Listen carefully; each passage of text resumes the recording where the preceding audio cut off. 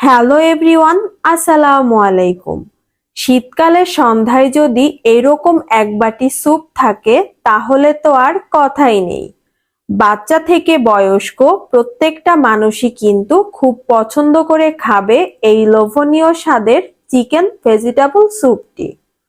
খুবই অল্প সময়ে এবং সাধারণ উপকরণ দিয়ে বানানোর ট্রাই করেছি এই চিকেন ভেজিটেবল স্যুপটি। আশা করি আপনাদের কাছে রেসিপিটা ভালো লাগবে। চিকেন স্যুপ বানানোর জন্য প্রথমে আমি এখানে সবজি নিয়ে নিব। প্রথমেই আমি নিয়েছি মেজারমেন্ট কাপের 1 কাপ পরিমাণ ছোট ছোট করে কেটে নেওয়া ফুলকপি এবং ছোট ছোট করে কেটে নেওয়া 1 কাপ পরিমাণ বাঁধাকপি। হাফ কাপ পরিমাণ গাজর আমি ছোট ছোট কিউব করে কেটে নিয়েছি।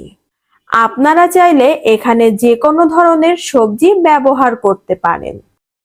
এখানে আমি হাফ কাপ পরিমাণ পেঁয়াজ ছোট ছোট কিউব করে কেটে নিয়েছি। যেহেতু বলেছি চিকেন ভেজিটেবল স্যুপ, তাই অবশ্যই মুরগি তো লাগবেই। এখানে আমি হাফ কাপ পরিমাণ হাড় সহ বোনলেস মুরগির মাংস ছোট ছোট কিউব করে কেটে নিয়েছি। এই পর্যায়ে আমি 3-4টা আদার স্লাইস দিয়ে দিলাম। এই আদা দেওয়ার কারণে সুন্দর একটা ফ্লেভার আসবে স্যুপের ভিতরে। 1 টেবিল চামচের থেকে কিছু বেশি পরিমাণ কাঁচামরিচ এবং পাকা মরিচ একসাথে মিক্সড করে কুচি করে নিয়েছিলাম, সেগুলো দিয়ে দিলাম। এই পর্যায়ে আমি ম্যাগি সস দিলাম 2 টেবিল চামচ পরিমাণ এবং ফিশ সস দিলাম 1 টেবিল চামচ পরিমাণ। অবশ্যই চেষ্টা করবেন এই 2টা সস ব্যবহার করার জন্য। এই 2টা সস দিলে কিন্তু স্যুপে অসাধারণ একটা ফ্লেভার আসবে। প্রায় 1 টেবিল চামচ পরিমাণ লবণ দিয়ে দিলাম। এই পর্যায়ে আমি সবজিগুলো সিদ্ধ হওয়ার জন্য 2 কাপ পরিমাণ পানি দিয়ে দিলাম।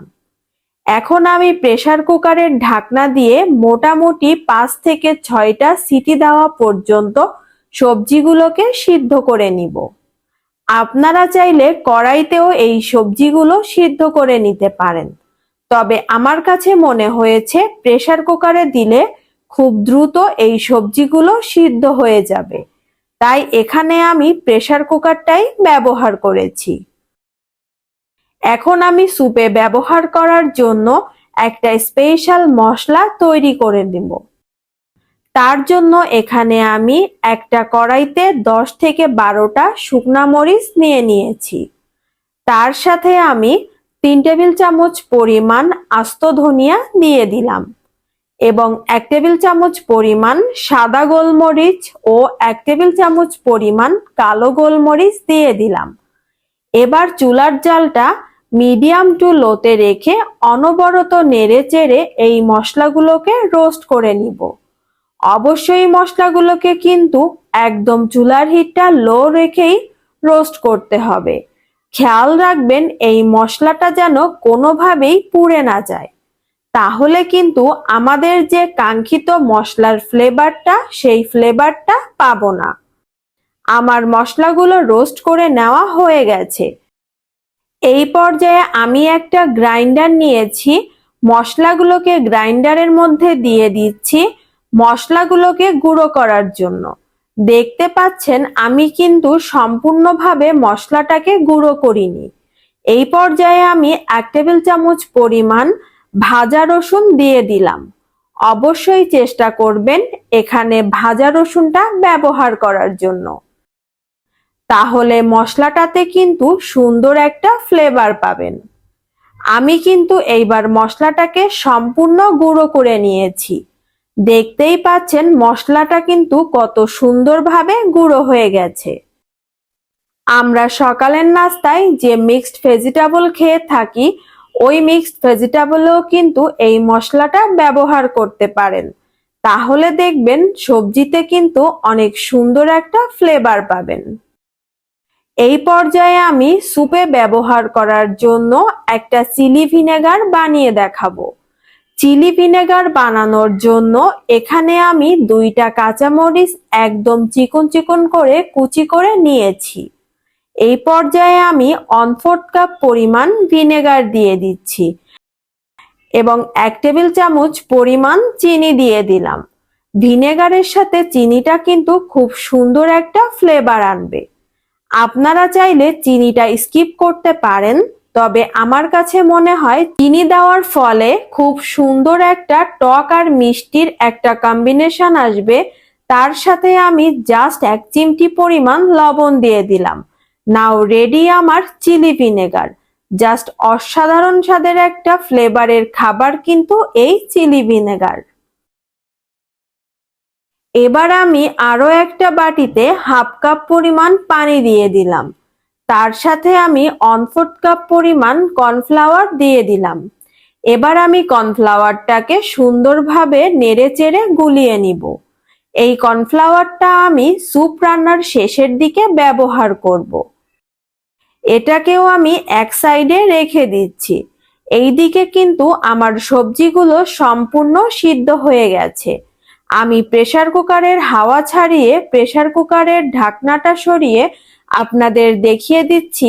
দেখেন কত সুন্দর আমার সবজিগুলো সিদ্ধ হয়ে গেছে। এবার আমি অন্য একটা কড়াইতে সবজিগুলোকে ট্রান্সফার করে নিচ্ছি। এখানে আমি এক্সট্রা করে আরো 2 কাপ পানি ব্যবহার করেছিলাম। এটা ভিডিও স্কিপ হয়ে গেছে, তার জন্য আমি আন্তরিকভাবে দুঃখিত। এখানে আমি 1 টেবিল চামচ পরিমাণ চিনি দিয়ে দিচ্ছি এবং সামান্য পরিমাণ লবণ দিয়ে দিলাম। এই পর্যায়ে চাইলে আপনারা 1 টেবিল চামচ পরিমাণ চিকেন পাউডার ব্যবহার করতে পারেন। আমার হাতের কাছে ছিল না, তাই এটা আমি দেইনি। এবার আমি সবকিছু ভালোভাবে নেড়েচেড়ে অপেক্ষা করব এই স্যুপে বলক আসা পর্যন্ত। এই ফাঁকে আমি ডিমটাকে রেডি করে নিব।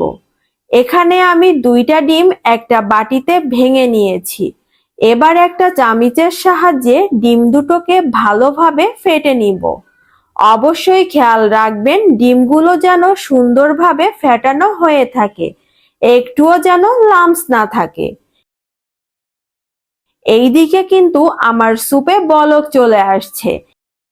আমি একটা স্প্যাচুলার সাহায্যে স্যুপটাকে ভালো করে নেড়েচেড়ে দিচ্ছি। এই পর্যায়ে আমি কর্নফ্লাওয়ারের পানিটা স্যুপের মধ্যে দিয়ে দিচ্ছি।